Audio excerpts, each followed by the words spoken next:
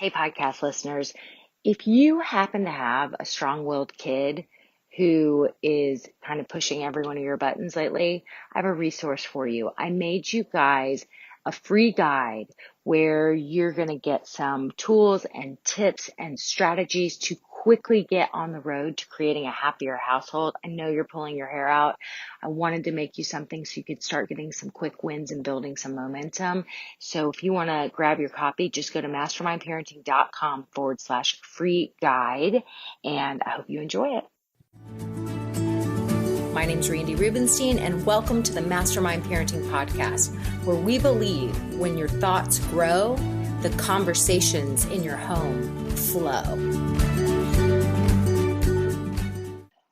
Well, hi guys. I want to talk to you this week about something I'm calling the lesson from the balloon moment.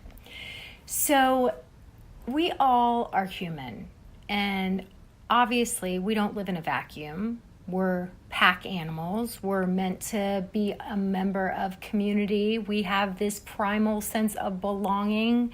We go with other people.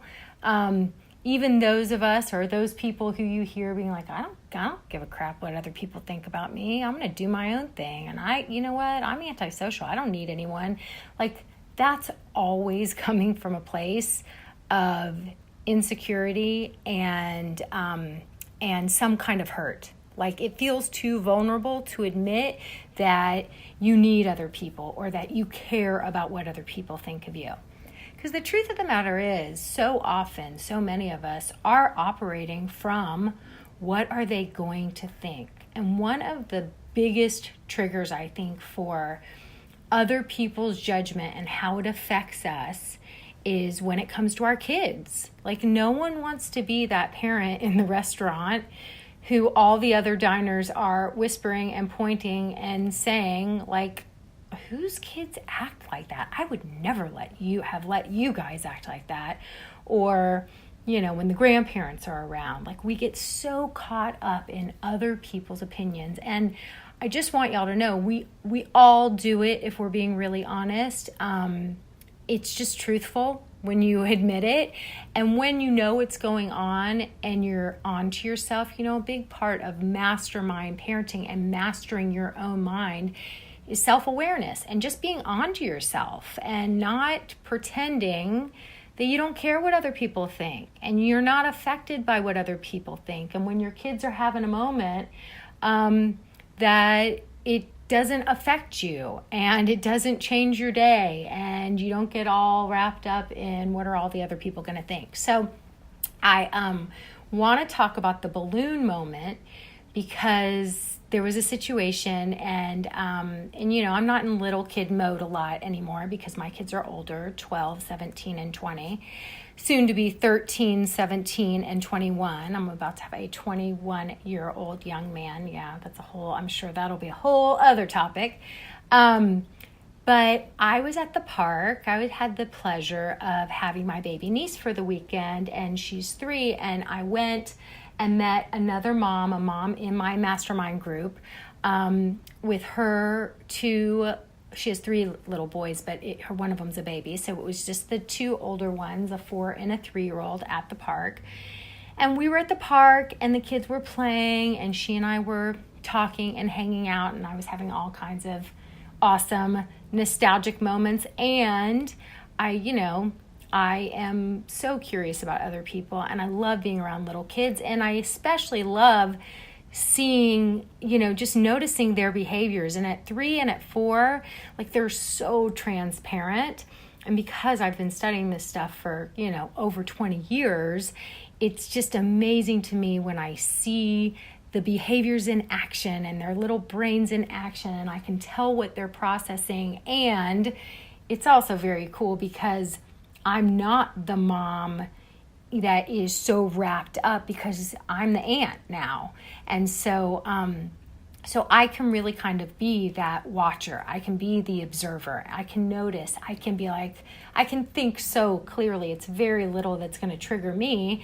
And so it's real easy for me to be like, this is a tool that needs to work here, and here I'm going to offer 2 positive choices, and she's behaving this way because something's not making sense to her brain. Like, I can step outside and use those tools. And so to be there with another one of my mastermind moms, it was super fun because I had 3 of these little people to observe and notice and to kind of prompt her, try this. She's been with me for a long time, so there's a lot of trust. And I could be like, yeah, let's try this and let's try that. So while we're at the park, there's this little covered gazebo at the park, and it was a gorgeous day. And there was a mom, and she was there was a family, and they were throwing a birthday party. It was a Saturday, and they were throwing a birthday party. So this is a public park, anybody can throw a birthday party. So our kids were all kind of looking on as the birthday party festivities happened, and they were playing and doing their things, but they were noticing. And you're a kid, you don't totally understand, like, here's a birthday party. Oh, those people over there are having cake. And yeah, we're not eating the cake. Like, none of them said, can we go have a cupcake or anything like that. But once the party kind of disseminated and was over, my friend's little boy, her younger little boy, so her 3-year-old, who's almost just a tiny bit older than my 3-year-old niece. He's 3.5 years old. He saw that the party was kind of over, and there was these red balloons, the decorations, and they were around. And he looked and he said, "Mommy, can I have a red balloon?" And the problem was in my mastermind mom's mind was, well, those were balloons for the party, and we weren't guests of the party. Like, we're just random park goers. Like, we're not really entitled to those balloons. And so that's what she, was kind of going into. That's what you would typically say, no, those balloons don't belong to us. And I kind of looked at her, and he said, but I want one of those balloons. And she's like, yeah, well, that party wasn't for us, and those balloons go with the party, and so those balloons aren't for us. And I said, why? Why can't he have a balloon? And she kind of is like looking at me like, don't make this harder on me than it already is. And the reason is that we go to the future, right? Like, we don't want to teach our kids that lesson that they can just walk around the world thinking they're entitled to just taking stuff whenever they feel like it, even when they're not invited to the party. They're going to be like the Wedding Crashers, which is a hilarious movie. Maybe they are going to be the Wedding Crashers, but we go to that future place, and that's what I call dirty pain. Like, when we find ourselves making decisions based on, if I do it this time, then in the future, it could go this way. I'll be teaching my kid the wrong lesson. They'll be entitled, blah, blah, blah, blah, blah. That's dirty pain, okay?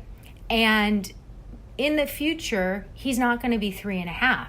In the future, he's going to have a different level of understanding. In the future, he's going to understand more about social norms. Right now, at 3.5, he was pretty good. He didn't ask if he could go take part in the cupcake. He didn't ask if he could go, take a whack at the piñata. He just noticed the party was over, and there happened to be some balloons around, and balloons are pretty awesome, right? So it's pretty black and white. At his stage of development, he's just like, seems like there's some balloons. I would love one.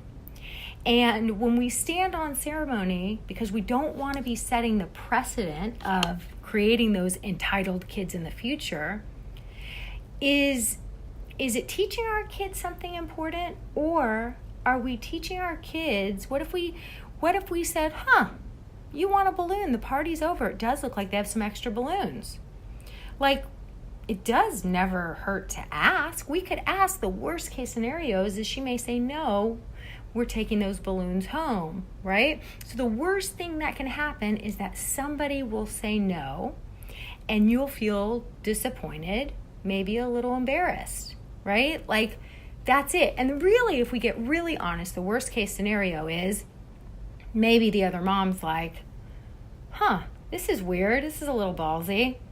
Your kid wasn't invited to the party, and you're the kind of mom that comes and brings your kid to ask for stuff at a party that they weren't invited to. So maybe the worst case scenario in our mind is some judgment from this mom that we don't know, right? But really, are we going to put that judgment, just like, are we going to put the judgment of the other restaurant goers? And I'm not advocating to let your kids go into restaurants and wreak havoc at all.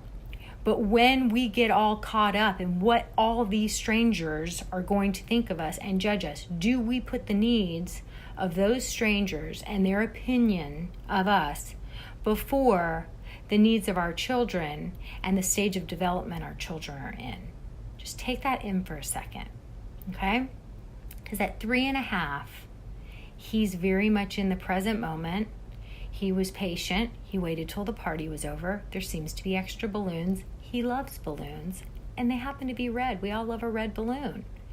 And I love that famous quote by Wayne Gretsky, who says, you miss 100% of the shots you don't take. So what's the worst case scenario? We teach our kids at a very young age to go for the shot and to be willing to handle the misses, to be willing to handle the disappointment. If that mom were to say no, and then we have a disappointed kid, and we go and we give them empathy and we're like, you love the red balloon. It seemed like there was extras. You really wanted it. You were hoping she would say yes. That's why, and you know what? You went and asked. It never hurts to ask. And she said, no, they have another party later and they're going to save these balloons to decorate that party too. And so she said no, and you're really disappointed right now. You're sad, right? So then the worst case scenario is you went for the shot. You're disappointed now, and we're going to lean into the disappointment. And I'm going to teach you at the age of 3.5 that you don't have to be scared of negative emotions. And if you learn to lean into them, and it actually takes 90 seconds for them to move through you, versus most of us who got the memo, we're not supposed to feel negative emotions. We do everything possible to avoid negative emotions. That's why we do all the overs, over shopping, over eating, over drinking, over pill popping, over smoking, over everything, to avoid the negative emotions, which half of life is negative emotions. So we're always just pushing those negative emotions away and ultimately making them last longer. So what if at 3.5 we teach our kid the message? We put our ego aside of what this other stranger mom is going to think of us. We go up, we teach our kid to go for the shot. Worst case scenario, the lady says no. And we teach our kid how to process negative emotions. Okay? So, like, what is the big deal about asking for the balloon? Is it truly mortifying? And if you want to say yes, why don't you put yourself in the other mom's shoes? If you threw a birthday party at a public park, you didn't even have to pay to rent that park. Total, like, birthday party on the cheap that didn't have to happen at your house.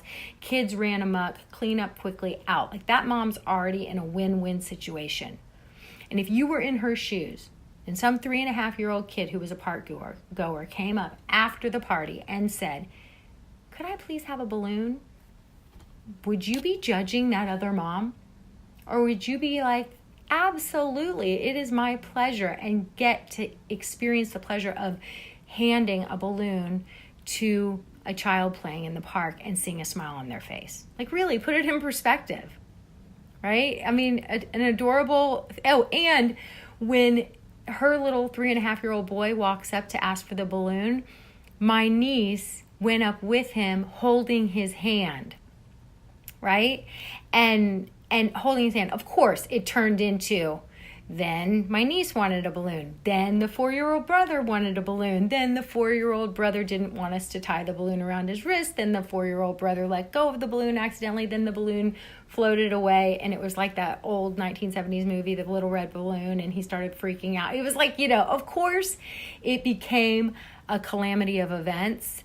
And exactly what my mastermind mom was wanting to avoid, right?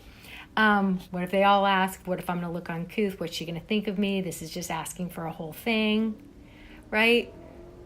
And it was all good. There were so many learning opportunities here. We taught, all the kids got to see the 4-year-old disappointed and move through the disappointment. And then we showed a clip of that little red balloon from 1970. So then we had a little nostalgia. And then some random parent was like, oh my God, the little red balloon. I watch that every year in school. And then I started bonding with them over it. And then we taught all the kids that they could be like Wayne Gretsky and go for the shot. And we gave the other mom who threw the party an opportunity to put smiles on 3 kids' faces. And we got to experience holding the kids' hands and teaching them to have courage and go ask for something. Because of course, the 3.5-year-old little boy, at first he looked at his mommy and he says, "You ask for it." And we said, "No, if you want the balloon, you ask for it."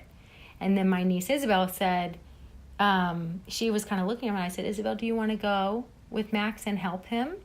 And she said, "Yeah." So then they got to support each other. They didn't need to have the mommies going and doing everything. They got to be all independent and empowered. Like us leaning in to who knows what's going to happen. Will we be judged? Having the courage to lean into all that uncertainty. I think it was just a powerful and amazing lesson. And it lasted all of maybe, 12 minutes, all of this stuff going down. But see, when we're scared to face these moments and we're constantly trying to keep any possibility of a negative emotion coming into our realm at bay, like we miss these beautiful moments. These are all the beautiful character defining moments for us and our kids. So, I want to say, ask yourself, will I be the mom who teaches her kid to go for the shot?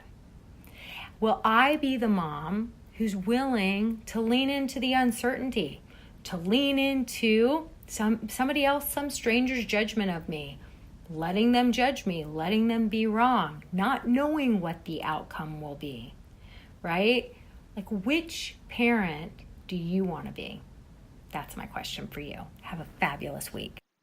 Hey, podcast listeners, if you identify with having a strong-willed kid and you're ready to start taking action because enough is enough, it's enough walking around on eggshells constantly and getting all those mumbled one-word answers based on their irritable mood every day in the car after school, go ahead and download the free resource that I made for you to start taking action immediately and creating a happier household. It's mastermindparenting.com/free guide to start taking action today.